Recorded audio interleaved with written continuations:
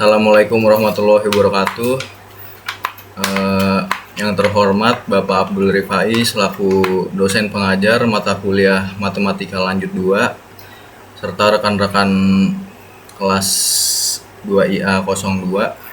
Di sini kami dari kelompok 5 ingin mempresentasikan hasil kerja kelompok kami, yaitu analisis aplikasi integral Fourier dan transformasi Fourier dalam pengolahan sinyal digital.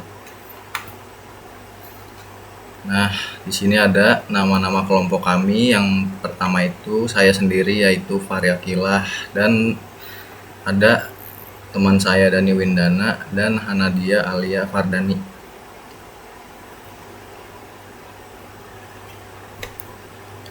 Yang pertama ada latar belakangnya. Perkembangan teknologi digital saat ini sangat pesat, terutama dalam pengolahan data berupa sinyal seperti suara, gambar, dan komunikasi. Sinyal-sinyal tersebut seringkali memiliki bentuk yang kompleks sehingga sulit untuk dianalisis secara langsung dalam domain waktu. Oleh karena itu, diperlukan metode matematis yang dapat membantu memahami karakteristik sinyal secara lebih sederhana. Transformasi Fourier menjadi solusi karena mampu mengubah sinyal ke dalam domain frekuensi. Yang selanjutnya ada tujuan. Tujuan dari pembahasan ini adalah untuk memahami konsep transformasi Fourier dan integral Fourier serta mengetahui penerapannya dalam pengolahan sinyal digital. Selain itu, pembahasan ini juga bertujuan untuk memberikan gambaran mengenai pentingnya metode ini dalam berbagai teknologi modern seperti audio, citra digital, dan komunikasi. Pada slide ini kita akan membahas tentang pengertian sinyal dan domain. Sinyal merupakan suatu bentuk informasi yang nilainya berubah terhadap waktu. Contohnya seperti suara, gambar, maupun gelombang komunikasi seperti sinyal radio atau internet. Dalam analisis sinyal terdapat dua domain utama, yaitu domain waktu dan domain frekuensi, yang dimana domain waktu ini menunjukkan bagaimana bentuk sinyal berubah dari waktu ke waktu. Misalnya saat kita merekam suara, gelombang yang terlihat merupakan representasi sinyal pada domain waktu. Sedangkan domain frekuensi menunjukkan frekuensi-frekuensi apa saja yang menyusun sinyal tersebut. Dengan melihat domain frekuensi, kita dapat mengetahui apakah sinyal memiliki frekuensi rendah, tinggi, atau gabungan keduanya. Oke, next.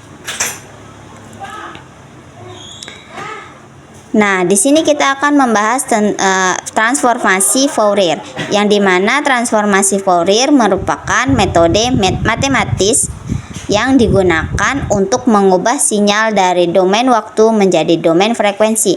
Dengan metode ini, sinyal kompleks dapat diuraikan menjadi komponen frekuensi yang lebih sederhana.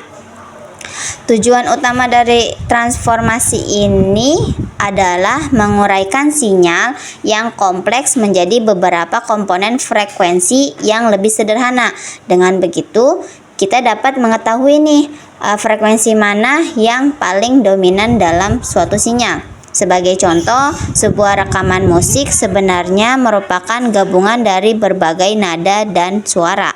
Dengan transformasi Fourier, rekaman tersebut dapat dipisahkan menjadi frekuensi-frekuensi penyusunnya sehingga lebih mudah untuk diproses. Misalnya, dalam proses penyaringan noise atau pengolahan audio. Oke, next.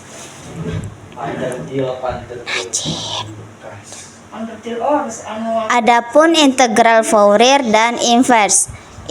Integral Fourier merupakan bentuk umum dari transformasi Fourier yang digunakan untuk sinyal kontinu dan tidak periodik. Metode ini menggunakan integral untuk mendapatkan representasi frekuensi dari suatu sinyal. Selain itu, terdapat juga inverse Fourier atau transformasi balik. Jika transformasi Fourier digunakan untuk mengubah sinyal ke domain frekuensi, maka inverse Fourier berfungsi mengembalikan sinyal tersebut ke bentuk aslinya di domain waktu. Oke, next. Nah, di sini ada contoh analisisnya pada aplikasi audio. Dalam pengolahan audio, transformasi Fourier digunakan untuk memisahkan sinyal suara menjadi komponen frekuensi. Hal ini memungkinkan proses seperti penghilangan noise, pengaturan equalizer, dan kompresi audio. Seperti file musik MP3 di mana suara diolah agar ukuran file lebih kecil tetapi kualitas tetap baik. Next, selanjutnya ada aplikasi pada citra digital. Dalam pengolahan citra digital, transformasi Fourier digunakan untuk memperbaiki kualitas gambar, mengurangi noise, serta mendeteksi pola atau tepi pada gambar. Dengan mengubah gambar ke domain frekuensi, bagian yang tidak diinginkan dapat dihilangkan, sehingga menghasilkan gambar yang lebih jelas. Selanjutnya ada aplikasi komunikasi dan kelebihan kekurangannya. Dalam sistem komunikasi, transformasi Fourier digunakan untuk meningkatkan efisiensi transmisi data seperti pada internet, Wi-Fi, dan telepon. Kelebihan metode ini adalah mempermudah analisis sinyal dan banyak digunakan dalam teknologi modern.